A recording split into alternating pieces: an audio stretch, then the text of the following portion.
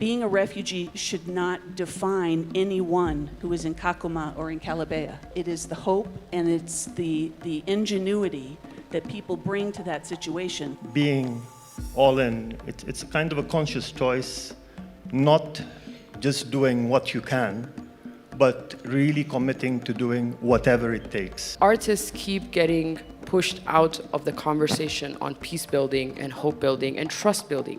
You know, Sudan's problem is not just war, Sudan's problem is a trust problem. We are already all in. We're here.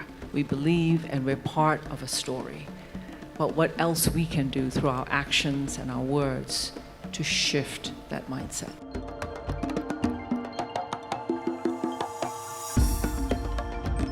Hello and welcome to State of Africa.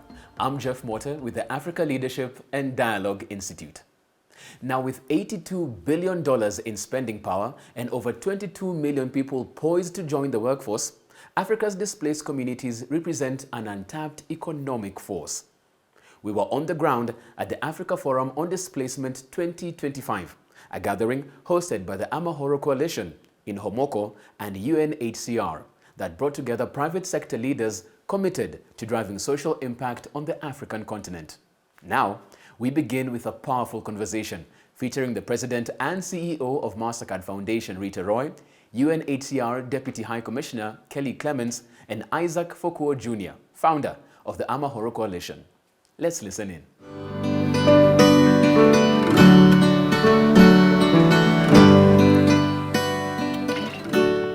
It is my great honor to join you today during this important edition by the delegation from the African Forced Displacement Forum 2025. I would like to take this opportunity to welcome you all to Kakuma refugee camp.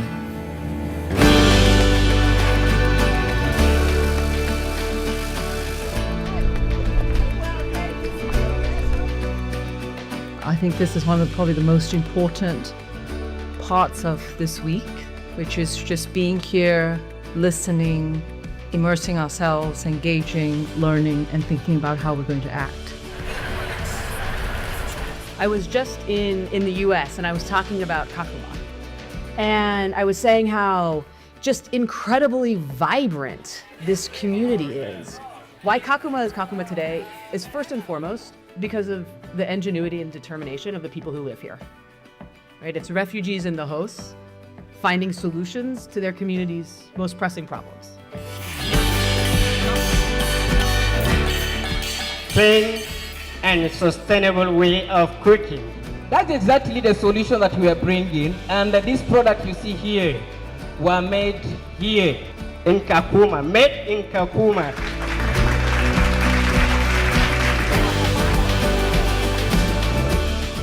Hiyo wakati biashara imeatua 2020, nilikuwa na duka pale hapo opposite police.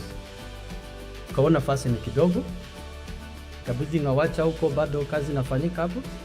Kuna duka pamoja na hotel. Alafu wakati supporter imeanza kuja, kaanza kutupatia loan kwa Ingomo, najenga nafasi hapa. Niko na space nyuma store. Alafu tukaendelea biashara polepole mpaka sasa hivi. Cloud, mimi nasema asante sana. Kwa nini? Unauza product zangu. Product yangu ni hiyo Amara. So nimesema asante na tutaongea, tuta exchange numbers, ndio utaniambia hile usaidizi unahitaji ndio tu skume Amara iendelee. We go into this forum that is all in shaping the future of inclusive growth. We can see not only different lives changed, but we can see economies driven, and we can see ideas flourish, and we can see solutions. All in! All in! All in! All in! Okay, thank you. Everyone in this room is committed to something very special. And that trust, there's a big trust deficit when it comes to conversations. And every time we get together, every time we have these cocktails, every time we have these networking events, that's what we're doing. Now, what does trust have to do with these two amazing leaders on this stage, you ask? You know, 2021, when we started AFD, Actually, 2019, we're talking about AFD. We went to GRF in Geneva. Julian, Nancy, and I were there, and a few others. We met Karen and a few people from the foundation. And this idea started percolating. We had no idea what this would look like. We had no clue. So we said, well, GRF is okay, but we're going to do something in Africa. Okay, do something in Africa. And we sort of bounced ideas around. And then 2021, we're going to do something in Africa. And then COVID hit. The week of Omicron, we had the last flight from South Africa brought our final delegates. Leanne couldn't make that flight. She was supposed to come and she couldn't make it. Right? But trust. UNHCR, Kelly showed up. MasterCard Foundation showed up because they trusted the idea. And I think trust is so important. And when leaders provide trust and give trust into an idea, wonderful things happen.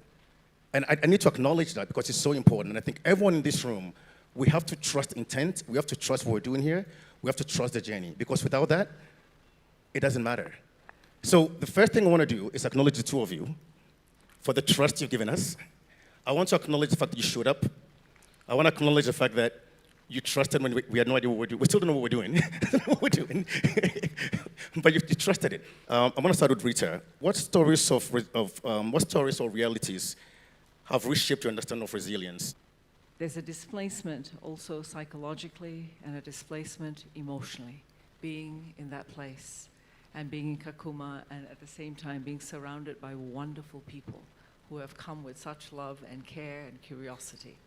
What struck me listening to the young people, the businesses we saw, doing some shopping, heavy-duty shopping, and buying some beautiful baskets from the artisans, is that this could have been anywhere. We met young people with huge insights who are already translating them into businesses. They're supporting their families, supporting themselves. They're hiring others from the host community and from the settlement. They could have been anywhere, world-class, in the kinds of drive and the ingenuity that they were putting forward. And it only reinforced to me one of the biggest barriers, which is still out there, which we need to address, which is invisible but follows us, is that term, refugee or displacement, and the barriers, mental barriers that it creates in the mindsets of others. And so it was incumbent, I just felt it's incumbent on all of us. We are already all in, we're here. And we know, we've seen, we believe, and we're part of a story. But what else we can do through our actions and our words to shift that mindset. That negative mindset can unlock so much more. And what I saw was just hope, energy, optimism. There was heat, but there was also good heat, yeah, in all the conversations that we had. So I thank you. Thank you so much. It's interesting because I think one of the things that we talk about in Mahoro is people always say, we're trying to empower people. And I said, no, we're not empowering anybody. What we are doing is just sharing their journey. Because folks, I mean, you heard Delene, you heard Oriane, you heard Dr. Barakat. I don't need to empower Delene. She's already empowered. I just want to share her journey. I want someday to be part of her story. And it's so insightful when you talk about that, when you were in Kakuma, realizing that you could be anywhere and having conversations with anyone, anywhere. And I think that that's such an interesting thing. Kelly, from your standpoint, I guess you travel to a lot of places. You wear a big hat. Displacement numbers are growing, over 100 million, 45 million in Africa and growing. What are some of the most pressing challenges facing refugees today, especially within the context of shrinking budgets? We all know what's happening. Oh, Isaac, we go from the hope and the joy, bringing the house down. No, in all seriousness, first, good morning to everybody. It is an absolute delight to be back with you and to echo the words. You know, we have really trusted partners in this room who really, to use Leanne's term and the term of today, it's true, Rita, all of us are all in. And I think our goal is to make this room a whole lot bigger. We had our High Commissioner, Filippo Grandi, speak to world leaders. He was at the UN Security Council. And it was his opportunity to basically put some pressure on world leaders to make some progress on peace. And this is what is failing at the moment, unfortunately, which is why we see so many people displaced around the globe. And you know, I've unfortunately said it too many times in the last months, but I don't think that there's a corner of our globe right now that isn't burning. And so you have a scenario where, of course, we want to find the ultimate solution. We want people to be able to live peaceably in their own communities. We want people to be respected for who they are. We want people to be valued and included, and societies to thrive and prosper, and people not to feel like they are in fear of persecution or they're in fear of their lives because the bombs are falling. And you hear those stories of those that have survived really incredible, incredible events, lost family members, lost possessions, lost businesses. But then out of that, I want to come back, in terms of what we see today and why today is so important and this gathering is so important. Because on the public side and those world leaders, they're not necessarily doing their jobs. They're not finding the peace. They're leaving that then to the individuals. They're leaving that then to those of us who are trying to work to provide those that know the journey they want to take and accompanying them on it. And yes, indeed, there are not enough resources to go around to those 123 million people and the many host communities that also share of themselves and share their own very, in some ways, meager means in order to help people get back up on their feet, to provide them safety, to provide them a chance, to provide them an opportunity. But I want to come back. I think, in terms of the biggest challenges, it is to bring the little spotlight we had yesterday in Kakuma, and like Rita, not my first visit, but I was recalling yesterday, I lived last in Kenya in 1989 and 1990. I think that was 1 year before Kakuma started as a camp. That's not right, to have that many years, 34 years go by, and to get what Delene just mentioned, the being a refugee should not define anyone who is in Kakuma or in Calabea. It is the potential, it is the hope, and it's the ingenuity that people bring to that situation that we need. The challenge is to get that kind of message out, because it's unfortunately too easy to think about the despair, and our job is to talk about the hope and the opportunity despite the despair. And I think that is on full display, including in this room, including what we saw yesterday, and frankly, we need to overcome the challenges with the opportunities. Thank you so much. And maybe a follow-up question. So yesterday, to your point, about 30 business leaders were with us to Kakuma.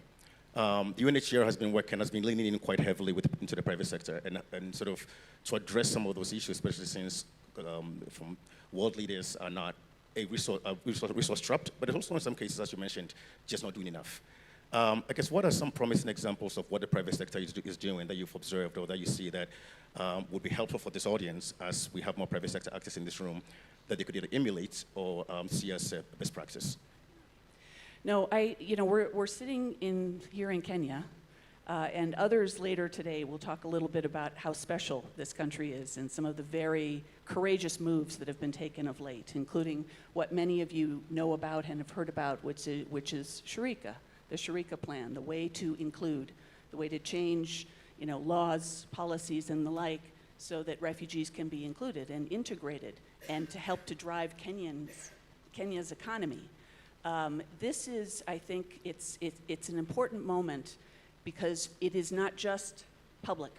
It's not just governments. It's not just organizations like myself or with UNHCR or the NGOs that we work with across the globe, but it is also the private sector that then can help us with the expertise, the knowledge, the know-how, and the ability then to be able to scale up these innovations. I'm sitting next to one of them that is one of the primary innovators, but I also am in the room with another who used to represent the IKEA Foundation.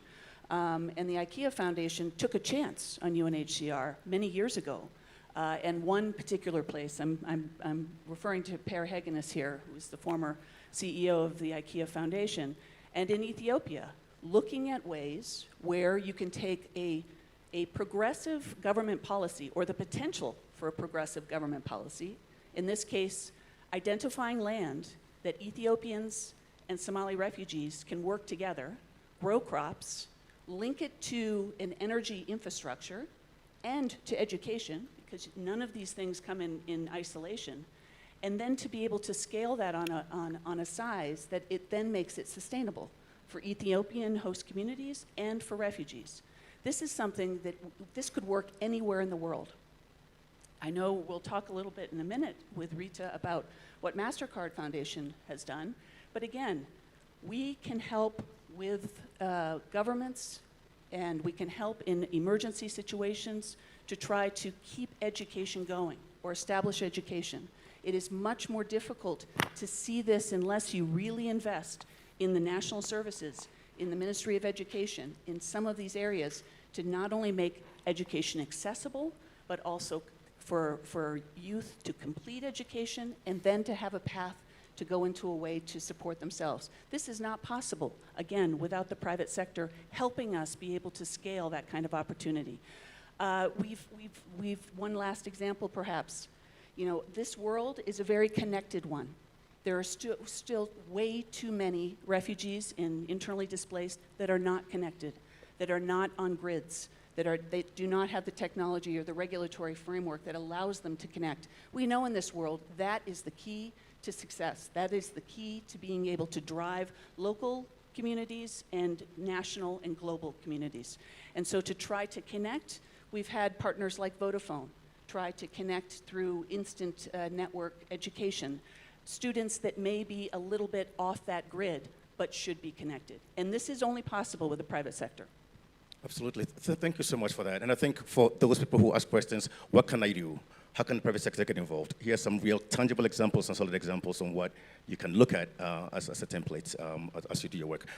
Rita, if I may come back to you, the MasterCard Foundation has focused on young people, and that's a wonderful thing, and providing dignified jobs for young people across the African continent. I guess my question to you is that in your work, in the time of your work, what are some of the unique barriers to economic opportunity that young people are facing? And especially people who are in displaced areas. And what are some ideas, or how can partnerships like yours bridge that gap, that delta between folks who have jobs and how they get into the job market? Thank you. I think partnerships are the only way to bridge the gap, but not just bridge the gap, but also create pathways to huge opportunity. It's just partnership, and it's partnership of a varied kind and a diverse kind. Partnerships between foundations, partnerships between the private sector, partnerships with organizations like UNHCR and several of our partners who are here. It's also partnerships with government. And I think all partnerships, good partnerships, begin by listening. And by listening, by understanding, by engaging, by being curious, by asking questions to only deepen understanding about how we can be called to action and what we can do. The barriers are known in terms of access to education, access to capital, access to mentors, access to markets. These are all barriers where there can be workarounds, where it's a design solution, but the keys to parts of that design are held by different parts of this whole ecosystem we're in. And so partnership is really, really key. And one other piece about partnership is being able to use that word, trust. We heard that several times today. Trust young people, listen to them, don't speak for them, follow their lead, create spaces for their voices to be heard, their ideas to rise, so that we can get behind them. That's a critical part of partnership. Absolutely. Thank you so much.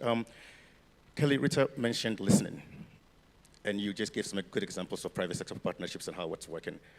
What is not working? Where do we get it wrong as private sector? Good question, Isaac. Sometimes I think it gets a little bit to what Rita just said in terms of listening. Sometimes we design the solution without knowing what the problem is. Or, as we noted yesterday, which I found it a very interesting dynamic, Leanne described this a little bit. You had the tables of us starting to talk amongst private sector organizations and so on. Oh, we've got a challenge on our hands. Let's figure out how we solve it. And then the dynamic changed as, of course, the VVIPs, those that are there and living and breathing what they need in terms of their futures, then they join the table, and the entire dynamic then changed. It is, I would say, one of the big challenges for us is trying to sometimes fit that square peg in a round hole. That we have so many brilliant minds in the business world that might have just the right thing, but it might not be the right solution. So I think part of our challenge is to get more of these networks together, and this is what has been so remarkable over the last few years, particularly with this forum, is that those coalitions are building. Even yesterday, we had more discussions about what new coalitions, or how can we build current smaller coalitions into massive ones to try to scale. And so I think that's the issue. It's one, keeping the interest on the table, and two, how does that fit work in just the right way, having the people's voice guide the solution. And I think that's probably one of our big challenges. Couldn't agree more. And I think one of the things also sometimes that happens is that private sector actors can have this illusion that we have the solutions because we're private sector, and listening and don't fit square pegs in round holes. I think is great advice. Rita, if I may, I want to throw this last question to you. The Mastercard Foundation continues to partner with organizations to drive, we talked about this earlier, education and work opportunities for young RDPs. You've talked a lot about partnerships, you talked a lot about having to work together. I guess what are some examples in your view of what's working? And how do we really build scale? Baraka just told us that we're not doing enough. So how do we scale some of these solutions to actually create greater prosperity for everyone? Okay, great. Thank you so much.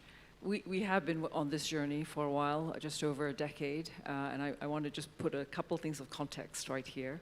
The Foundation's vision is obviously a world where all have the opportunity to learn and prosper, and the underscore is on all, which is really about inclusion and being all in. We've been on a journey where we've put out a strategy, I'd say almost 5-6 years ago now. It's called Young Africa Works, and we put out a bold, ambitious goal of 30 million young people in dignified work, dignified and fulfilling work. And when we got on that journey, people said, how are you going to get there? What are you going to do? And we didn't have the answers, but we knew that the answers would come through partnership. Despite COVID, despite being knocked around a few times, we're halfway there, and we're more than halfway towards that goal. And this work, this forum, our partnerships with many organizations in this room are part of that journey, part of that success, which is one of the reasons why I wanted to call out UNHCR. We've been working with UNHCR since 2019. You've been an incredible thought partner.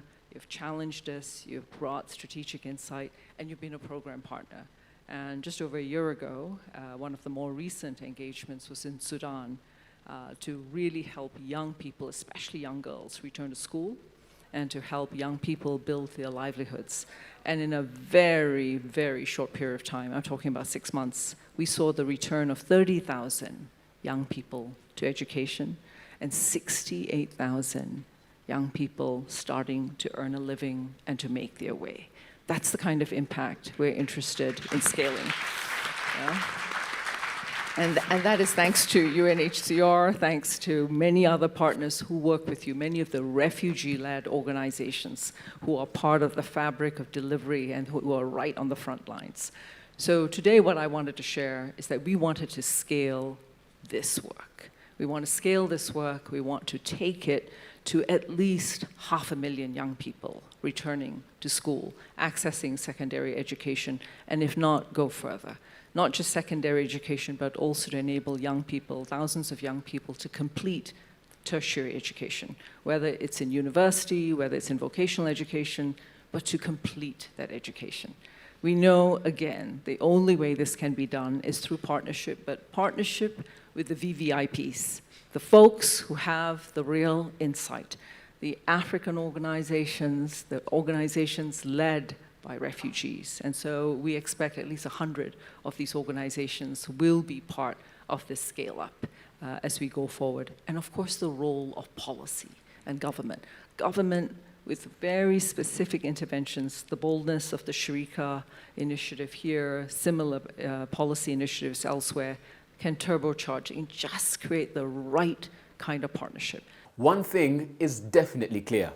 While funding matters, it's people and their passion that truly drive change. You're watching State of Africa.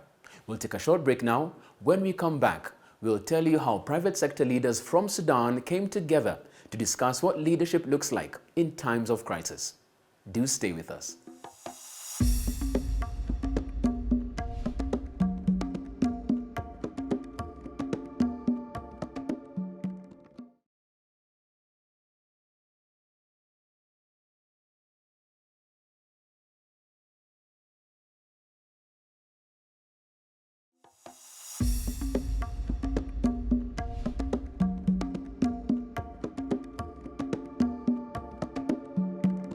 Welcome back to State of Africa.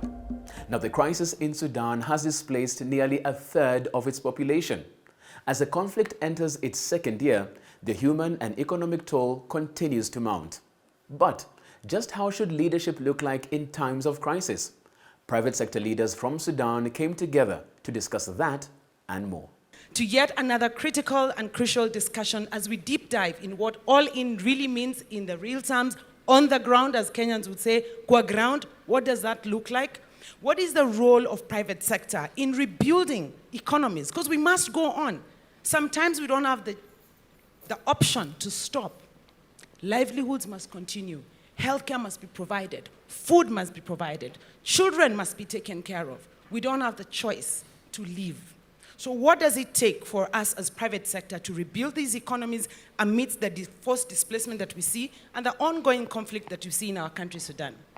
With me on the panel today, and I'll allow them to introduce themselves, is a group of what I call outliers, outstanding leaders in their respective sectors who will unpack this conversation with us. I want to point out that all of us have something in common, different as we look. We have all lived the reality of displacement. If I speak for myself, I'm a child of refugee parents. My father immigrated from Rwanda into Uganda and later on found themselves in Kenya. My mother was a refugee out of Uganda in Kenya. Kenya is my home. It's the home that I've known. But there's a lot that has come with that. There's a lot of compromises that we have to make. But for whatever it is that it has taken for us to show up here, and each of us has our individual stories, we then become also a different type of leader. How we show up is not the same. And maybe that's what we need to harness. The three of us are in private sector, and we're going to discuss what it has taken for us to be where we are, how we're showing up differently, and what is it that fuels us to go on in spite of the circumstance. We are going to be discussing what it takes for us to keep the hope alive. We've talked about this hope. Hope is a reality on the ground. What does it take to truly say, I'm not giving up? We're going to discuss our hope for not only keeping things going, but also continuity for the sense of normalcy. It might not look the same way as it looked before the war, but there's a new norm that we are forced to recreate for our people and for ourselves. We're going to talk about what it takes to create a hope for a brighter future, because in spite of this disruption, you're still the same individual that is ambitious and wants to change and achieve great things. So what does it take to maintain that hope for a brighter future and to believe that we can empower ourselves as a people and refuse to give up to what our situation actually calls us to be? So day by day, we are creating new realities, and that's what this conversation is about, and we are all in, literally. So allow me to start by asking remarkable leaders on this particular panel, and I'll start with you, Islam Al-Beiti, and I'll introduce myself last. Islam is a force, a musician, a cultural activist, and an advocate. Please introduce yourself as only you can, and tell us what has been the snapshot of your personal journey to date. First of all, I am the partnerships manager for the Cash Consortium of Sudan, focusing on supporting Sudanese NGOs within the cash distribution and humanitarian assistance. I also am a bass player, incredible. If you guys get to catch me play live, please, you should come. A lot of our music focuses on highlighting Sudanese funk, jazz, a lot of the really cool things about Sudan that most of you probably don't know because all you hear is just heartbreaking things. But Sudanese culture and art is probably one of the most powerful things in the world. I'm the eldest of 5. I have incredible siblings and parents. And at the time of the war, I was in Dar es Salaam, Tanzania, and my whole family was in Sudan. So of course, waking up on like that Saturday, I was like, what is going on? Our country's falling apart. It's not possible. It's going to end in 2 days. Next thing you know, it's 2 years later. So that whole experience of me being outside of Sudan while my family was internally displaced, we'll talk about that later as well. Other than that, we support a lot of Sudanese creatives and young artists who are displaced in Nairobi or in Kampala to give them access to just like writing classes, painting classes, you know, come through, let's talk, let's share our stories. And I remember telling my little sister, you know, you guys should do a podcast and talk about your experience of leaving Sudan. And she's like, Islam, everybody asks us about how we left Sudan. But I want to ask my friends what their grandmother used to sing for them in the morning, what their grandmother used to feed them, the stories that were being shared. So I think the perspective of younger Sudanese from the age of 10 to 12 will fascinate you, the level of wisdom they have. Anyways, I can go on forever, but it's very nice to be here. Thank you guys so much for hosting the space. Thank you, Islam, and a warm welcome. I'll go over to my colleague and my brother, Ahmed Amin Abdel Latif, President of the CTC Group, the Sudan's largest agribusiness. Please be humble enough to introduce yourself in the reality of what you've lived through, what it has meant for you, especially from a personal journey perspective, before we go later on in what it means from a business perspective. Up until April 2023, I had lived basically all my 50 years in Sudan, except for a 5-year break in between while studying. 30 of these years, I worked for CTC Group, a large private sector involved primarily in the agricultural sector. And in addition to being basically president of the group, I thought I was, you know, quite engaged in terms of civil society work, a lot of outreach work, et cetera, et cetera. So I thought I was doing quite a lot. I thought I was doing great. Saturday morning, 15th April 2023, you hear that there are, you know, some disturbances in Khartoum. It's a weekend, so I said I'll go to the office a bit later. No need to rush things. Never ever saw the office again. And so, initial days, as you said, Sylvia, were really all about safety, security, family, immediate family, extended family. In my case, family includes also a few thousand, you know, employees at CTC Group who we do genuinely consider to be family. And so the first couple of weeks were really all about that, making sure that people were safe, people were secure. Business, I think, was completely sidelined at that time. I think I was extremely lucky, extremely fortunate. So I was in Khartoum with my wife, with my 2 daughters and son at home when the war started. And very lucky, very fortunate that we made it out to safety within about a week or 10 days of the start of the war. I think one of the most poignant moments for me was my 12-year-old daughter, Layla, who had never ever questioned really anything that I had ever said. And the moment we were about to leave home, we opened the door to the garage, and I tell them we're leaving now. And you could hear, you know, ta-ta-ta-ta-ta-ta-ta-ta everywhere. And she looks me right in the face. Baba, are you sure it's safe? Barefaced lie, I tell her it's safe. Everything is under control. Smile on her face, she totally believed, and we left. And that's kind of something that replays over and over again. I promised that I was going to keep it together this time, and I will. I will. So it's okay. No, it really is okay. But basically, the thing is, you know, I come from a position of, I think, great privilege. If it can happen to me, it really, really can happen to anyone. And the theme of today, all in, I think resounds with me a lot now, because I actually thought I was all in beforehand. I thought I was doing amazing. And I think 2 years down the road now, actually being displaced from home, the big thing for me is that being all in, it's kind of a conscious choice, not just doing what you can, but really committing to doing whatever it takes. And these are two very different things, and this is why all in really resounds big time with me. I'll leave it there.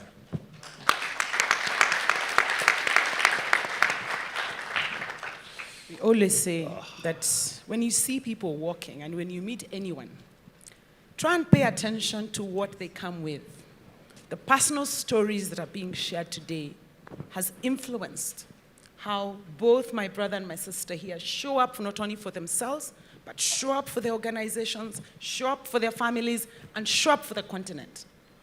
What they're going to share next, now that you have a background on who they are as individuals, because get to know somebody from the heart, what drives them, what motivates them, what's their why.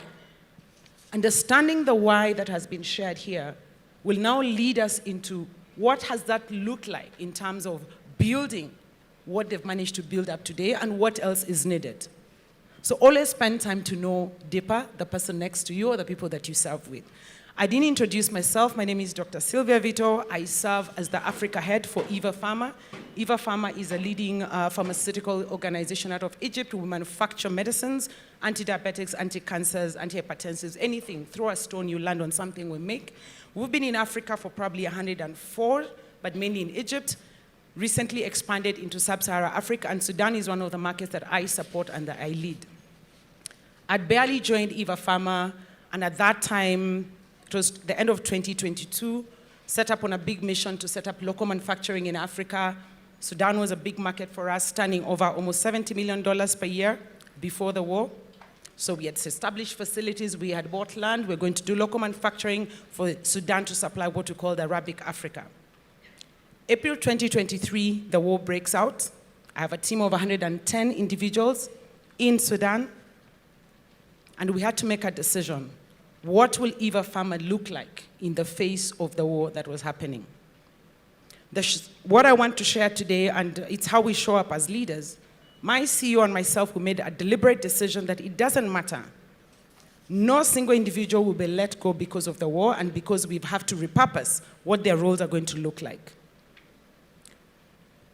Today, we still have 110 individuals fully employed by Eva Pharma in spite of the war. For us, it was very critical to understand that these individuals didn't have a choice. But at the end of the day, we also claim as a pharmaceutical organization that manufactures medicines that patients are truly at the center of everything else we do. And that should not be only when it's convenient or when it's easy. It has got to ring true even in the disruptions that we face. So since then, other than retaining the teams, we've managed to repurpose their roles to ensure that they can not only, because fortunately 90% of them are trained pharmacists, so finding out what more can we do to give them meaningful engagement and for them to be part of the structure that is rebuilding Sudan. So I'll share that much later, but beyond the role that I do, I actually serve at Amahoro Coalition as the board chair, and that is a bit of why I'm here today. Let's give it up for incredible African women, please. A big round of applause. Thank you. Thank you. So I'm going to go back to you, Islam, and ask, being at the intersection of culture, youth, and economic inclusion, please shed your light on how young people, artists, and grassroots entrepreneurs are adapting and creating amidst the war and socio-economic pressures that they're facing. What does solidarity, economies, and the models of informal innovation, what can we learn from them, and what do you see, and what more can be done? It was such a hard question, man, because now we have to go into all the different things we had experienced. But I've never seen people that are more supportive of each other like the Sudanese people, to be honest. We survived the last 3 years together, through each other. Myself as an artist, as a Sudanese person who was displaced in Kenya, I am yet to meet an organization that they themselves are like, cool, we want to support artists. We want to allow them to bring their lives back together. So the only thing we really could do is support each other. So when we first came in here, there was a lot of artists that arrived in Nairobi. We worked together with the Ford Foundation to put together a grant to get a few musicians some of the instruments they had lost, you know, and I think the innovation in our solidarity is something that everyone should learn from, right? Like in Sudan, no matter like how many people you have over at home, you're cooking for everybody, right? You're feeding everyone. This idea of abundance is very deeply rooted in who we are. So now when we experience displacement, we realized, oh my God, like it is not that abundant out there. Even if our continent is the most incredibly rich place in the world, we are still like the poorest people. That's exhausting, right? But when artists start arriving, whether it's visual, musicians, basically we put funds together, you know, as people who are displaced, leaving countries, having lost everything. We are the ones putting our money together to help each other because nobody cares, to be honest. You know, this is from my personal experience. And those who care only care enough to an extent where they can get something back in return, right?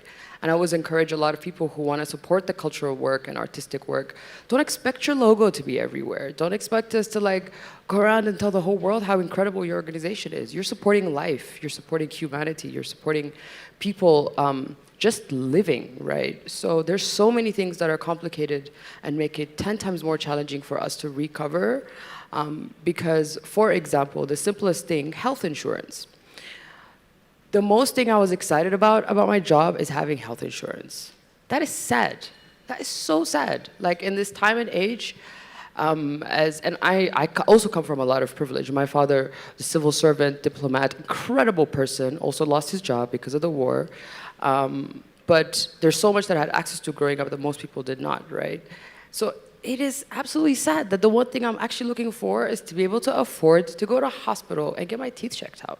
So one thing we're doing right now is making sure that whether it's if we're building cooperatives or if we're building funds, every artist needs to have health insurance. Every human being is entitled to health insurance, guys. Like if we're not having these conversations, I don't know what we're doing, right? It can't be that we live in such a beautiful continent with so many incredibly smart people and you tell me I have to go spend like $500 to get my teeth fixed? As a refugee, that is, yeah. So what we do is we support each other. And so I think these models of solidarity, whether it's mutual aid or crowdfunding, all the emergency rooms running in Sudan, they're all really, a lot of it is the donations. I wish I could see a number of how much money Sudanese have sent to Sudan versus how much money organizations that is their duty to support Sudan have put into Sudan. You know, how much of that money goes into running your organization versus arriving to displaced people in Sudan, right? So I am so tired of not just nailing everything at the point, right? We have to keep explaining to everyone our pain and our agony and how much we've lost and how much, like, everything tells us there's no hope. Literally. There is not a single indicator that anyone can give me that tells me our future is going to be better. But somehow we have so much hope that we wake up, get out of bed, sit in a panel, and tell everyone about our experience, right? Because that's what hope looks like. And artists keep getting pushed out of the conversation on peace building and hope building and trust building. You know, Sudan's problem is not just war, Sudan's problem is a trust problem. We can't sit in the same room, look at each other, and like agree on something. We will fight, we will kill each other. Why? Because there's no trust. Artists, they build trust between people. You know, there's two places, sorry I'm just ranting, but there's two places in which I have seen people be joyful, expressive. One of them is at a concert. Whether you're RSF or SAF, nobody knows you're dancing, you're singing, you are enjoying the music. Sorry guys, I'm giving you my back. And the other thing is obviously soccer matches. Against your, of course, unless you're against this different team. But the way people come together, the way people talk to each other, the people agree is through culture. Music, soccer, you name it. So you can't talk to me about peace building without talking to me about how you're involving artists in your peace building process. That's it, thank you. Fantastic. And I'll segue the conversation to you, Ahmed. Where were you as a business before April 2023? Where are you now as a business? What is that journey like? How have you navigated this unprecedented circumstance? And what are some of the key decisions and principles that have helped you as a leader in your business and as a Sudanese to maintain the continuity for profit, yes, because you need to, it has to make business sense, when so much is uncertain and so much is unpredictable. Please unpack this for us. Thank you again, Sylvia. One thing I can start by saying, they definitely didn't teach us anything about this at business school at all. So, you know, we have to kind of make it up on the fly as we go along. So, yes, you know, of course, a very chaotic situation, unbelievable kind of unpredictability, lack of visibility.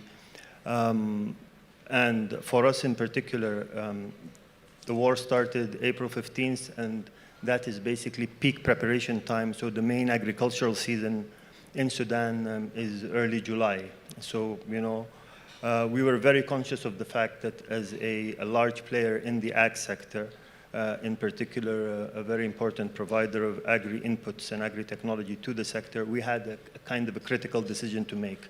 If we decided to pull out, it would have very serious consequences for that upcoming agricultural season and very serious consequences for food security in the country.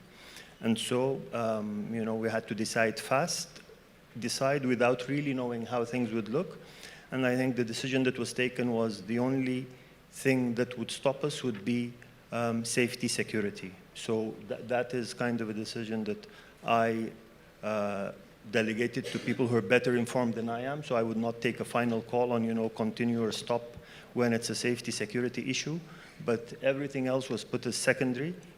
Everything else meaning business considerations, profitability, etc., for that particular upcoming agricultural season. And so we kind of framed that, you know, our business has been operating in Sudan for 70 years. So since the year of Sudan's independence, we were not about to stop now when our, you know, business partners, the farmers really needed us. And so we kind of reinforced our commitment to the farming sector and that we would continue, come what may, that year supporting the farming community. Thank you. And so that we can allow a few quick Q&As from the audience, because I know we are a mixed blend of many individuals from many countries with different experiences. Just start reflecting even as we take the questions from the audience.